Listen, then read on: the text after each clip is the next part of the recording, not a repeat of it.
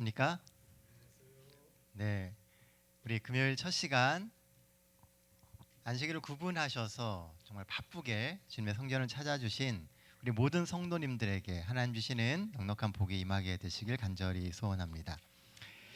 가까운 용인에 가면요, 백남준 아트센터라고 하는 곳이 있습니다. 가보셨습니까?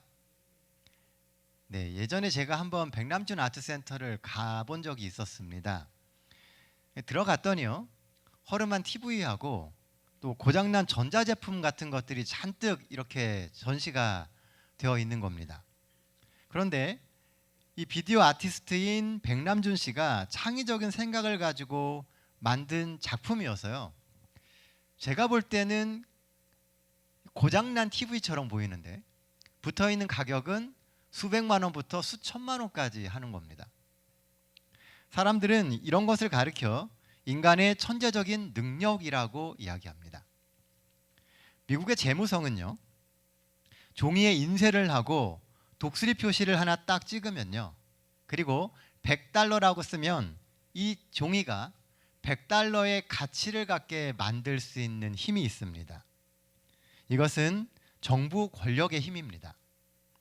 하나님께서 값도 없고 또 죄투성이인 우리를 그리스도의 보혈로 정결하게 하시고 거기에 성령을 부어주시니 우리가 거룩한 성도가 되게 되었습니다. 이것은 창조주이신 하나님의 힘인 것입니다. 자, 우리 지금 화면이 안 보이시죠? 네.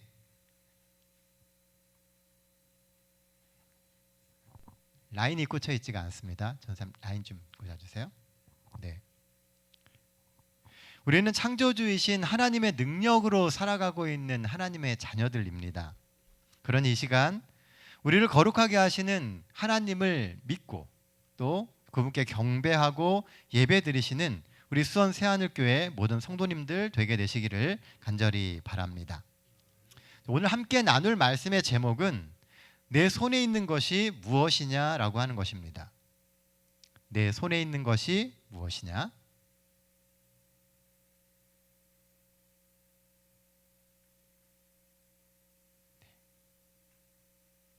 다 함께 성경 말씀 출애굽기 4장 1절로 4절에 있는 말씀을 같이 보도록 하겠습니다.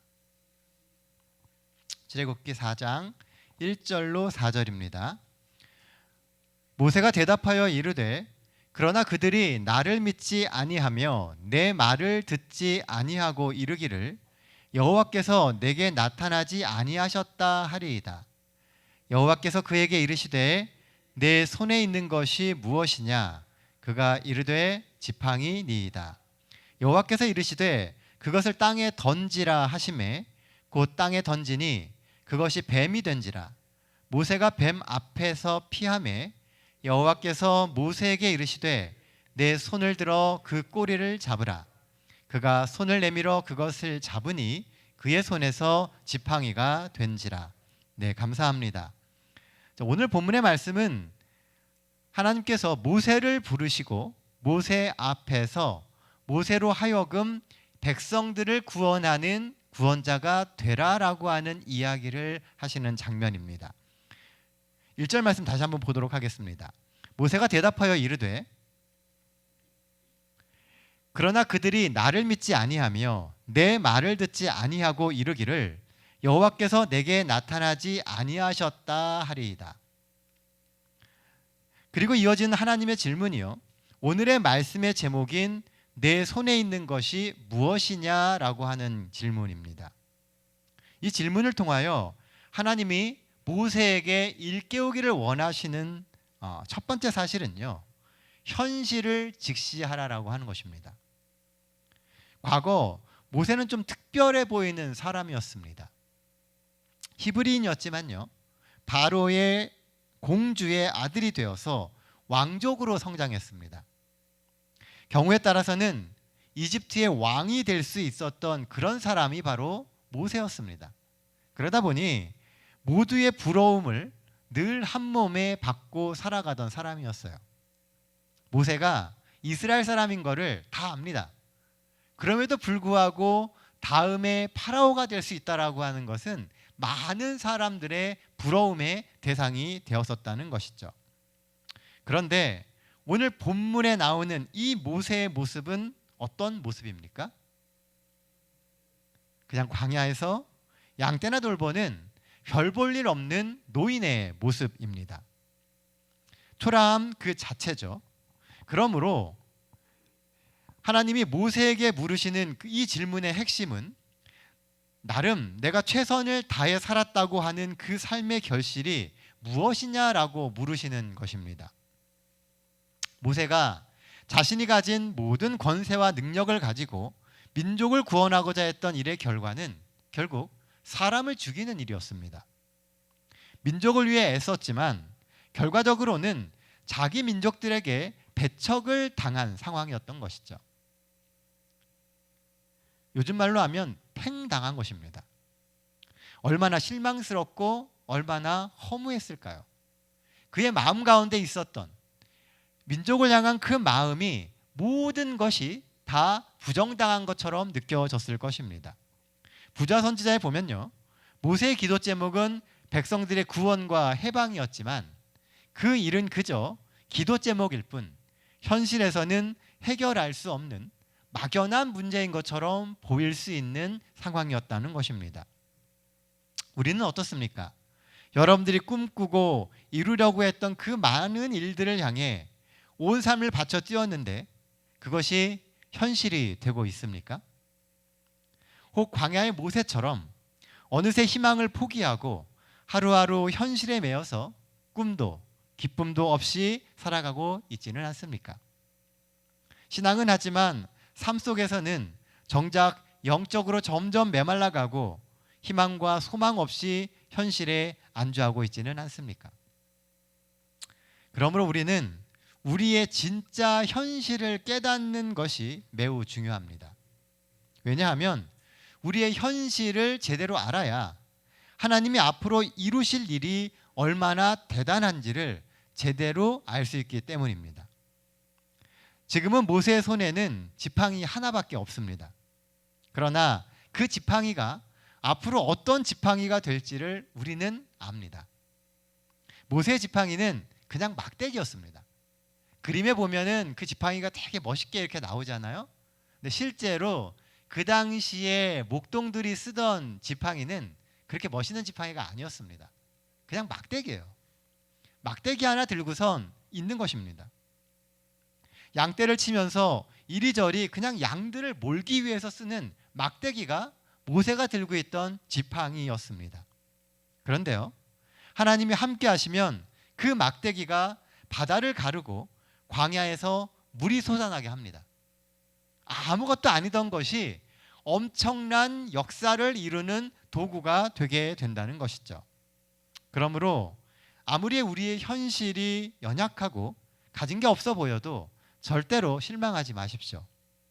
과거의 화려한 모습과 어쩌면 그거에 비교돼서 현재 보이는 초라해 보이는 모습을 비교하지 말고 우리의 삶을 인도하시는 하나님을 믿으십시오. 우리의 미래는 실패했던 과거와는 다릅니다. 어쩌면 우리가 실망하고 우리가 안 됐다고 생각하는 그 현재의 모습과도 전혀 다른 미래일 수 있습니다. 하나님이 이끄시는 세상은 우리가 꿈꾸는 세상과 많이 다를 수도 있습니다. 그러나 그 세상은 하나님이 우리와 함께 일하시는 세상입니다. 그래서 우리가 상상하는 것보다 훨씬 더 좋고 더 아름다우며 더 행복한 세상이 될 것입니다.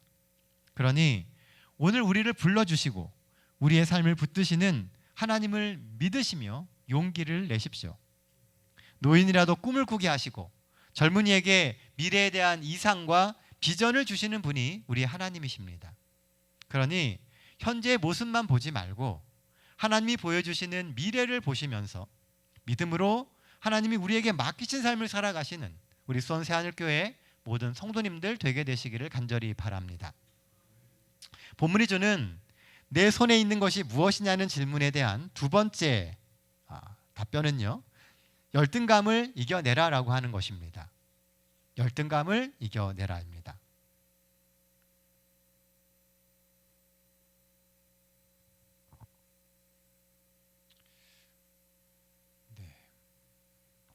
여호와께서 이르시되 그것을 땅에 던지라 하심에 곧 땅에 던지니 그것이 뱀이 된지라. 모세가 뱀 앞에서 피하매. 모세가 현실을 직시하며 그에게 있는 전부라고 생각했던 지팡이를요, 하나님이 어떻게 하라고 하세요? 던지라고 하십니다. 땅에 던지라고 하십니다. 가진 게 지팡이 하나뿐인데 그것마저도 땅에 던져버리라고 이야기하시는 거예요. 우리가 지난 시간에 보았던 3장의 말씀을 보면은요, 모세가 처음 하나님을 떨기나무에서 만났을 때 하나님은 모세에게 뭘 벗으라고 명령하셨었어요? 신발을 벗으라고 이야기하셨었습니다. 그래서 모세는 이미 신을 벗고 있습니다.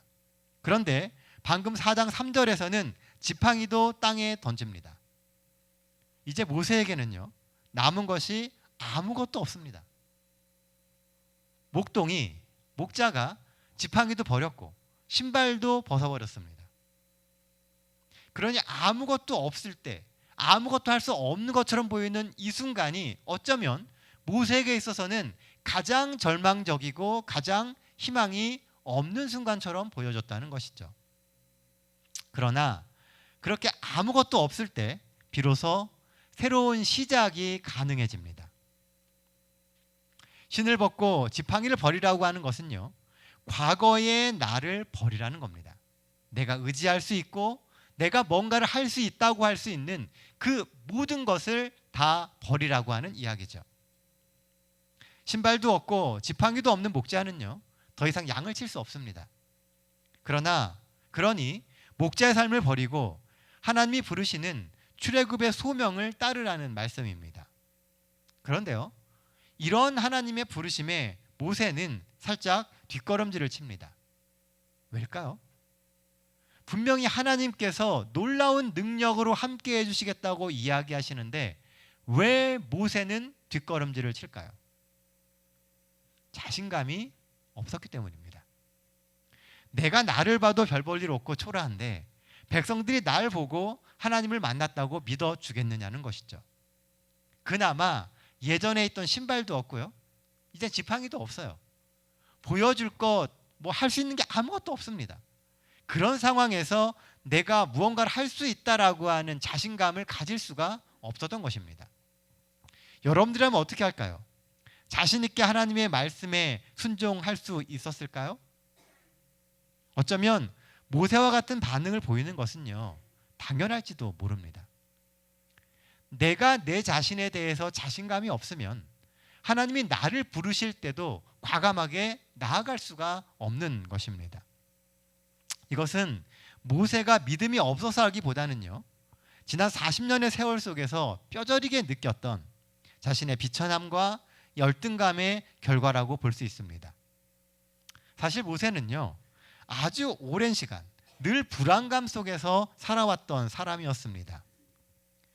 이집트의 왕실에서 살았던 그는요, 겉모습은 아주 화려했지만 늘 불안한 존재였습니다. 이스라엘 사람으로서 이집트 왕궁에 산다는 게 얼마나 눈치 보이는 일이었겠습니까? 혹 뭔가 밉보여서 쫓겨나지는 않을까? 혹 작은 실수 때문에 꼬투리를 잡히지는 않을까? 모세는 늘 그렇게 전전긍긍하며 왕국에서 살았습니다. 한번 생각해 보십시오. 모세는 이집트의 왕자였습니다. 당시 이집트의 왕인 파라오는 신의 아들이라고 불려졌었어요. 어쨌든 모세는 이집트의 왕자니까 신의 아들의 아들이 된 거 아닙니까? 그런데 그런 신의 아들의 아들이 사람을 죽였다고 파라오는 바로 모세를 죽이려고 했다는 게 좀 이상하지 않습니까? 더 알아보고 빠져나갈 국리를 만들어주는 것이 아니고 바로 모세를 죽이려고 했다는 거예요. 어쩌면 파라오는 모세를 내쫓을 꼬투리를 찾고 있었을지도 모릅니다. 그러니 모세는 항상 눈치 보며 낮은 자존감 속에서 자랄 수밖에 없었던 것입니다. 열등감과 자존감은 신앙생활을 하면서 반드시 극복해야 할 무서운 적입니다. 왜냐하면 사단이 우리의 그런 열등감을 이용하기 때문에 그래요. 마귀는 교묘하게 우리 안에 열등감이라고 하는 가라지를 뿌립니다. 그것을 이용해 자꾸 시험에 빠뜨리고 넘어뜨립니다. 또 어떤 경우에는 그 열등감을 막 자극해서 쉽게 마음의 상처를 입게 만들기도 합니다. 자신감을 잃게 만들고 당당하지 못하게 만듭니다. 그렇게 되면 결국 세상을 겁내게 되는 것이죠. 모세도 그런 상태였는데 하나님이 그런 모세를 부르신 것입니다. 왜요? 모세는 모세가 생각하는 것처럼 그런 존재가 아니기 때문입니다. 하나님은 모세의 과거를 몰라서 그를 부르셨던 것일까요? 당연히 아니겠죠. 나보다 더 나를 속속들이 알고 계시는 분이 우리 하나님이십니다. 나의 약한 것과 부족한 것을 다 알고 계시는 그 하나님이십니다. 그 하나님이 나를 부르신다면 우리가 어떻게 그분 앞에서 감히 나는 부족해서 못한다라고 거부할 수 있겠습니까? 모세가 하나님의 부르심을 거절했던 가장 큰 이유는 자신은 광야의 평범한 목자라고 믿었기 때문입니다.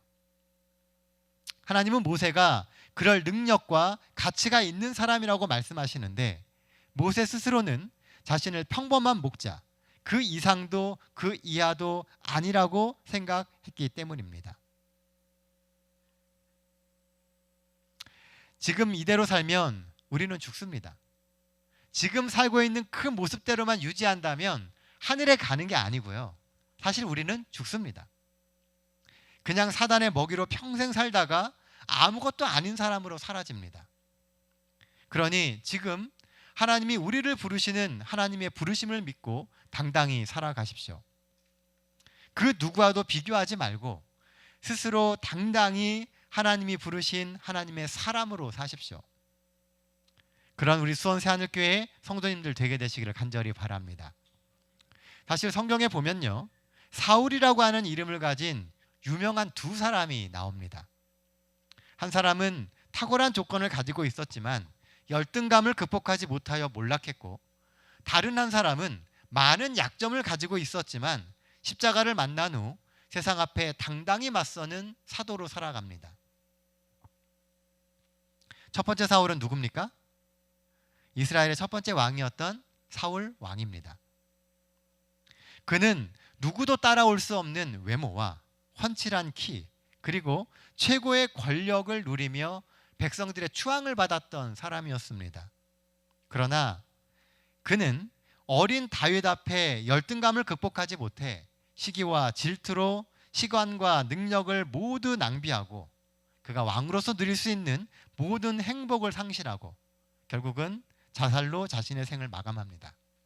반면에 두 번째 사울은 그렇게 살지 않았어요. 두 번째 사울은 신약의 사도 바울입니다. 그는 작은 키에 외모도 별로였고요, 육체의 질병도 있었습니다. 복음 때문에 걸핏하면 매를 맞고 감옥에 갇히곤 했습니다. 분명히 믿음대로 사는데 매일이 고난의 연속처럼 보였습니다. 그러나 그는 예수 때문에 늘 행복했고 기뻐하며 살았습니다. 예수를 믿으면 힘든 삶에도 당당할 수 있기 때문입니다. 우리에게는 소망이 있고 우리의 가치가 사람들이 보는 가치 이상임을 우리는 알기 때문입니다. 사도 바울은 자신의 삶을 돌아보며 자신이 그렇게 가치 있는 존재라고 하는 것을 깨닫게 되었다는 것이죠. 그러니 우리는 예수님이 피와 생명으로 바꾼 무한한 가치를 가진 사람임을 절대 잊어서는 안 됩니다. 당당하게 우리를 향한 하나님의 계획과 뜻을 이루며 사시는 우리 수원 새하늘교회 모든 성도님들 되게 되시기를 간절히 바랍니다.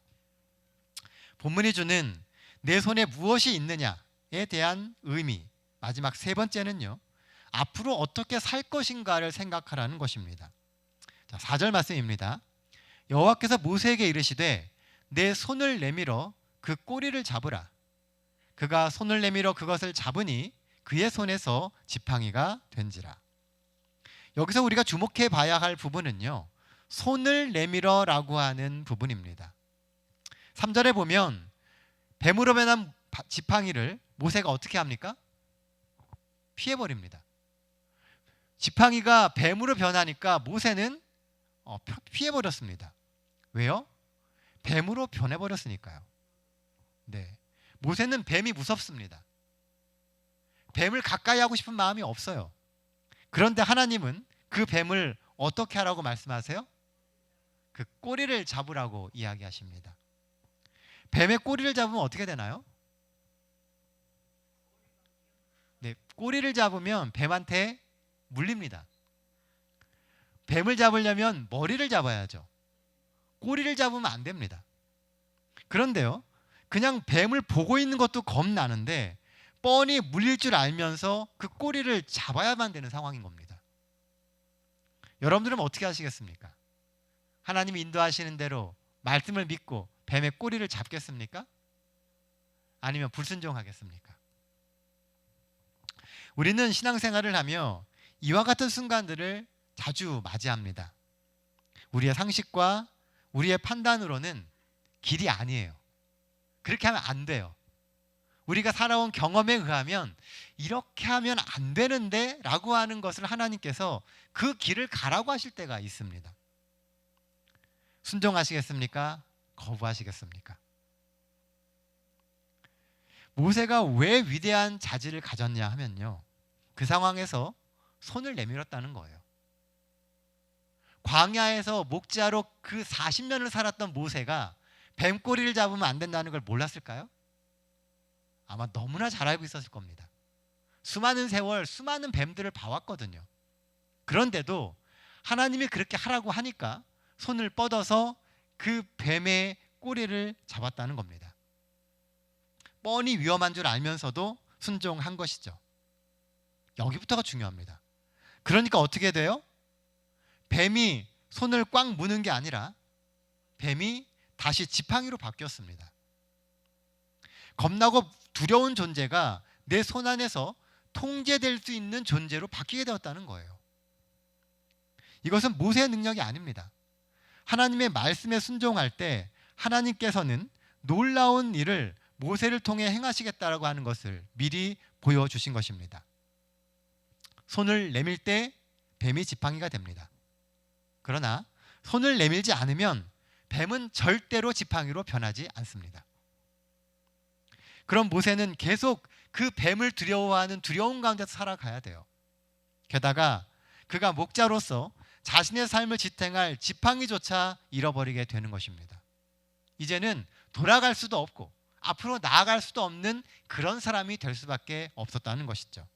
그러나 그가 손을 뻗쳐 그 뱀을 잡게 되었을 때 그의 손에 능력의 지팡이가 다시 생기게 되었고요. 하나님께서 확실히 그의 삶에 함께 하신다라고 하는 증거를 갖게 되었다는 것입니다. 위기는 기회입니다. 그러나 그 기회를 놓치면 기회는 더 큰 위기가 됩니다. 위기와 기회는 종이 한 장 차이예요. 하지만 그 위기를 붙잡지 못하면요, 그 기회를 붙잡지 못하면 위기는 더 크게 오게 되는 것입니다. 오늘 하나님이 우리에게 주시는 기회를 위기로 만들지 마십시오.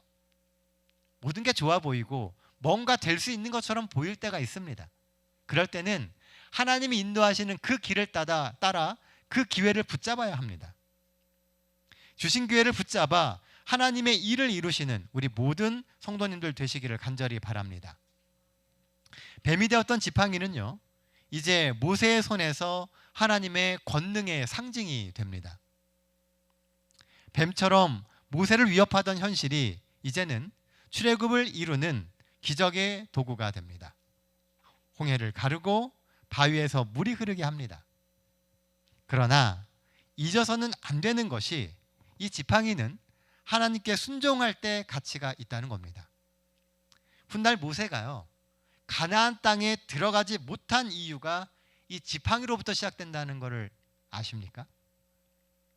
모세가 하나님의 이름이 아닌 자신의 이름으로 이 지팡이로 바위를 쳐서 물이 나게 했을 때 그것이 모세가 모세의 마지막 사명을 잃게 만드는 원인이 되게 되었습니다.